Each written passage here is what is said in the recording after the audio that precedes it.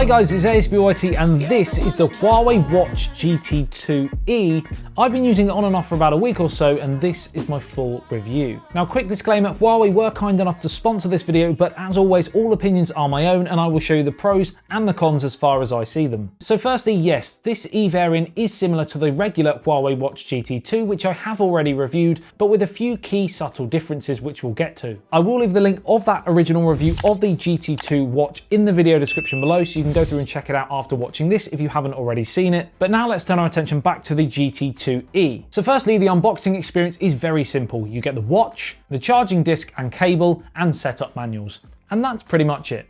Now, according to Huawei, the E stands for energy, vitality, and mentality of the youth of today. Makes me sound a little bit old, that. But straight away you get an idea of the demographic that Huawei are looking to market this device at. So moving away from the more traditional, dressier, perhaps more business looking GT2, the E version is a sportier looking, fresher design for the young, active generation. So the first difference you'll notice from a looks point of view is how the strap meets the watch face, giving it a great unibody design. Not only does this look reinforce that sporty vibe, but it also makes the watch more streamlined and enables it to apparently collect more accurate data. The rubber strap has these little perforations on it which gives it quite an aggressive and edgy look and also helps to disperse all that yucky sweatiness from your workouts. Now I've got this rather lively lava red coloured strap, but it also comes in graphite black, mint green and icy white, and these straps are interchangeable. The watch body is made of 316L grade stainless steel, which is known for its durability to harsh environments. It has two function buttons on the right hand side, which are more squared off and flatter than on the standard GT2, of course better for preventing mistouches when taking part in sporting activities. More on the buttons features later.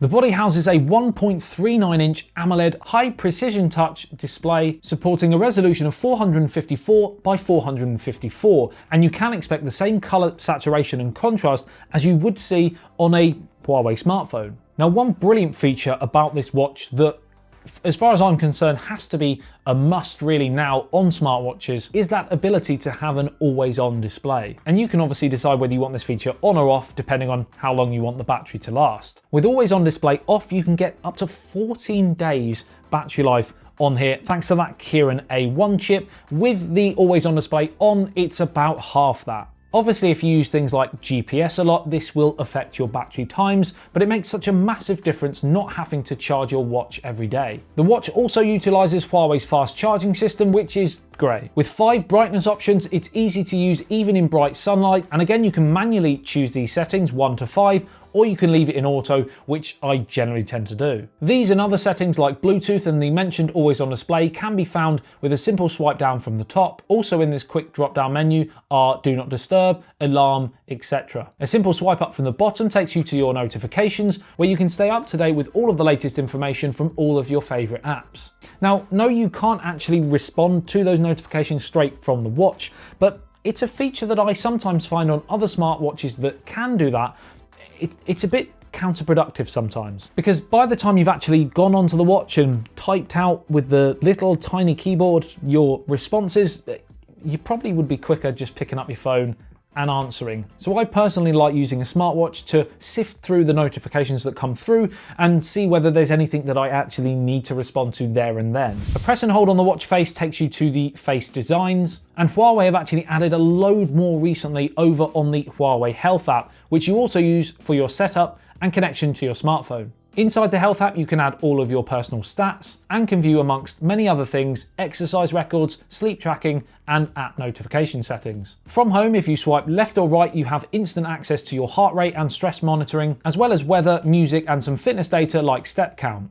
And this is where we're going to start to look at some of the great fitness features of this watch, which in the current climate that we're in, is something that I'm thinking about more and more. Now, the lower button on the right hand side is a customizable shortcut, which is currently set to go to the last place you were in, but you can choose notifications, etc. if you so wish.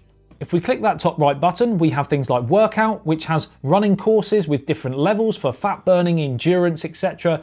Outdoor and indoor runs, cycling, swimming, and many, many more, including an add more section that opens up things like boxing and yoga, etc. So it's very, very customizable and you can personalize it to your own needs. You can monitor your training effect and see when you're hitting fat burning regions, etc. during actual workouts. And once you've completed a workout, The information is stored in the workout records. Underneath these two sections are things like heart rate, sleep, compass, breathing exercises, music, stopwatch, etc. and a brand new feature, SpO2. And this can apparently monitor the oxygen levels in your blood, which is pretty mind-blowing and pretty useful, especially for post-workouts to make sure you're getting enough oxygen into your system. If your count is too low, you'll be recommended to take a break. Overall, for fitness, there are 15 personal workout modes, and you can track a further 85 types of sport in 6 categories, which is great. Furthermore, it can auto-detect 6 different workouts and end that workout for analysis at the end.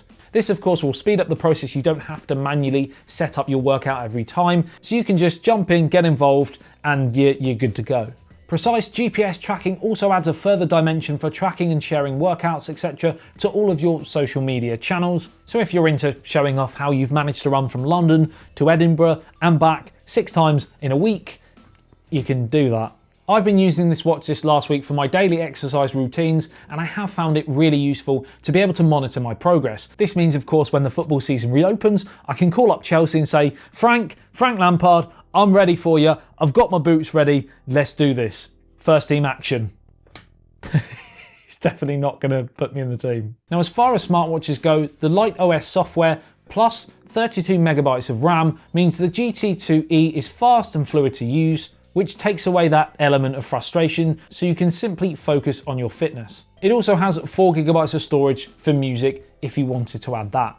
Now, you've heard some great things about this watch, but no product is perfect, and there are a few things you might want to consider if you're looking to buy the watch. Number 1, you can decline calls on the watch, but you can't answer them due to the fact there is no microphone or any speakers. There is no NFC for payments, etc., and there is no third-party app install capabilities, so you're relying on the features that are already pre-installed on the watch. So those are some potential trade-offs for that awesome battery life. Also, another thing to note, the GT2e only comes in 46mm, and there isn't a smaller version. The GT2 standard comes in a 46 and a 42. So if you like medium to big watch faces, then great. If you're looking for something a bit smaller, then this might not be the best option for you.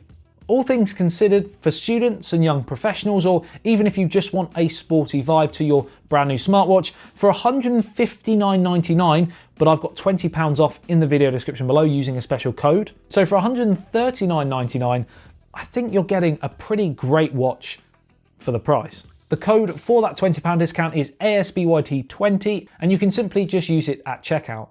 Let me know what you think of the Huawei Watch GT2e. Is it better than the standard GT2, or is there another smartwatch that you like? Let me know in the comment section below. As always, I'd love to hear your thoughts. Like and share if you enjoyed the video and found it helpful. Subscribe and hit the notification bell if you're new to the channel and love everything tech. I love you and leave you. I'll see you in the next one. Stay sporty. Peace out. Do just what you want. You're the one I trust. So if you're into showing off how you've managed to run from London to Edinburgh and back 6 times in a week, you can do that. Can you do that? Can you run from... Who knows? And there are a few things you might want to consider if you're looking to buy the phone, I nearly said the watch. Subscribe and hit the notification bell if you're new to the channel and love everything tech.